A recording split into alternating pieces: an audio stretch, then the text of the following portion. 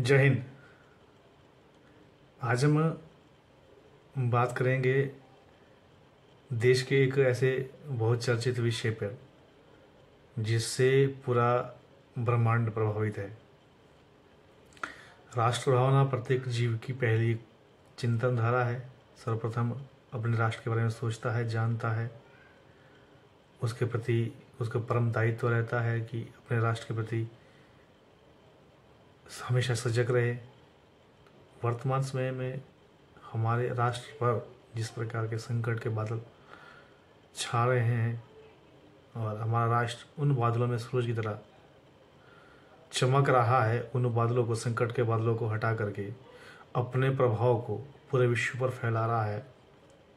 ये एक सभी के लिए गौरवमय क्षण है और स्वर्णिम क्षण है। भारत अपने प्रभाव से, अपने नीतियों से संपूर्ण ब्रह्मांड को प्रभावित कर रहा है।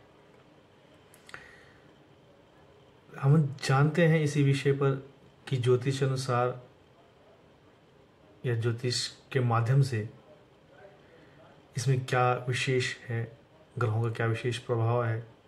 शोधार्थी होने के कारण, ज्योतिष का छात्र होने के कारण मेरा परम कर्तव्य बनता है कि मैं भी अपने विषय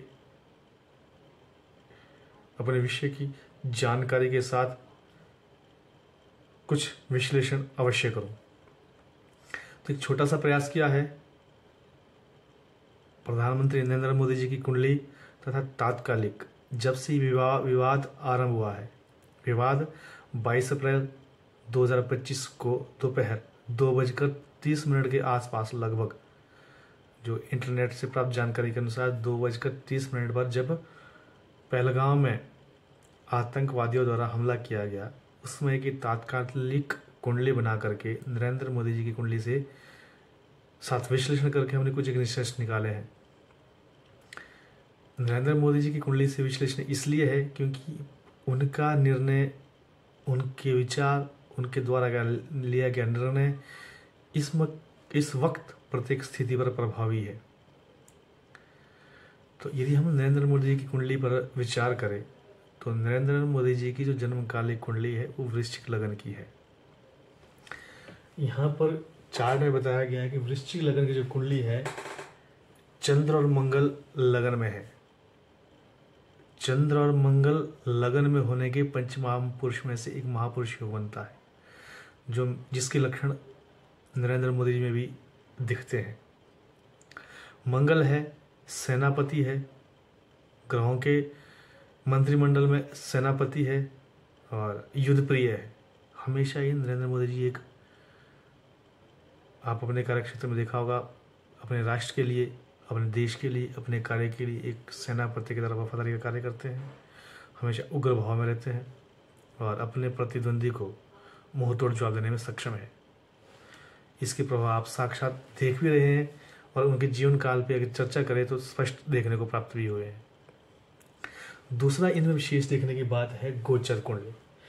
जब हम गोचर कुंडली विचार करते हैं तो वृश्चिक कुंडली, जन्मकालिक कुंडली में शनि मीन राशि का होकर के पंचम स्थान में है। शनि उग्र स्वभाव है, बुद्धि पर विराजमान है। और जब ये घटना हुई थी तो घटना में 22 अप्रैल 2025 को दशाओं में जब विश्लेषण किया गया था, दशाओं के आधार पर जब इसका निर्णय निकाला गया, दशाएं जब देखी गई, अंतरदशा, प्रथम दशा, सूक्ष्म दशा में मोदी जी ने जब इस प्रतिक्रिया का वापसी जवाब जब दिया 6 मई और 7 मई को, 6 मई की रात और 7 मई की सुबह, 6 मई और 7 मई को शनि के सूक्ष्म दशा में, जब नरेंद्र मोदी जी की कुंडली में शनि की सूक्ष्म दशा थी, उस सूक्ष्म दशा में 6 मई की रात तथा 7 मई की सुबह इसकी प्रतिक्रिया की गई।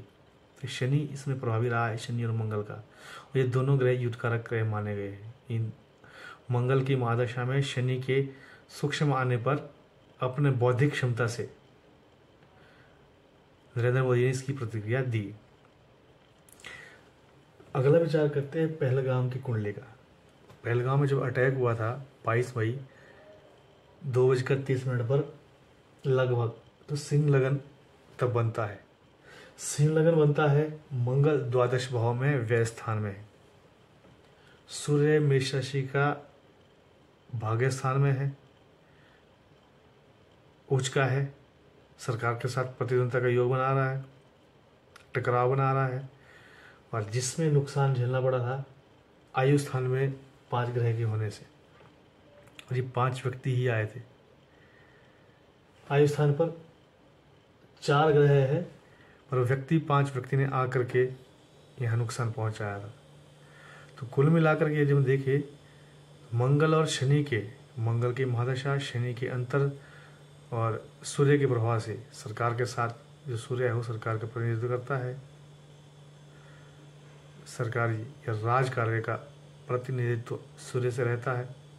सरकार को हानि पहुंचाई, देश को हानि पहुंचाई।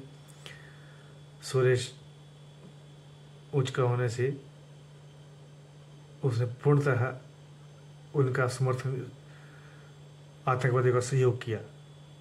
वो अपने मकसद में कामयाब हुए और अभी तक गायब है। सूर्य वहाँ प्रबल था, उनके लिए वो लाभकारी रहा। परंतु स्थिति, अग्रिम स्थिति के अनुसार 18 और 23 मई ये 2 दिवस ऐसे हैं जब ये कुछ नया विवाद उत्पन्न कर सकते हैं।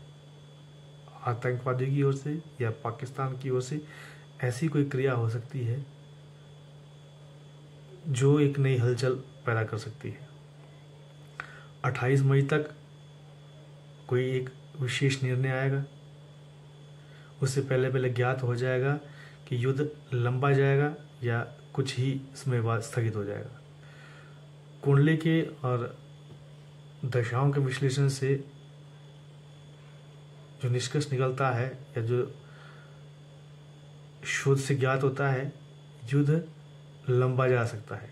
इसके जो प्रभाव है अगले 10 वर्षों तक देखने को मिलेंगे।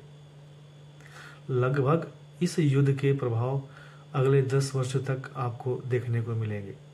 और इस बात की पुष्टि नरेंद्र मोदी जी ने अपने राष्ट्र को आज किए गए संबोधन में भी की है कि जो ये सिंदूर नामक ऑपरेशन है ये अभी स्थगित हुआ है, ये समाप्त नहीं हुआ है। स्थगित का मतलब इसके परिणाम धीरे धीरे आपको देखने को मिलेंगे। युद्ध धीरे धीरे आगे बढ़ेगा, एकदम इसके परिणाम आपको देखने को नहीं मिलेंगे। यह युद्ध शनै शनै आगे बढ़ता रहेगा। इसके परिणाम अगले 10 वर्षों तक आपको देखने को मिलेंगे। पीओ के जो वापस आने का है लगभग अगले 10 साल तक प्रभाव में उसके लक्षण आपको देखने को मिल सकते हैं। कुछ संकेत आ सकते हैं।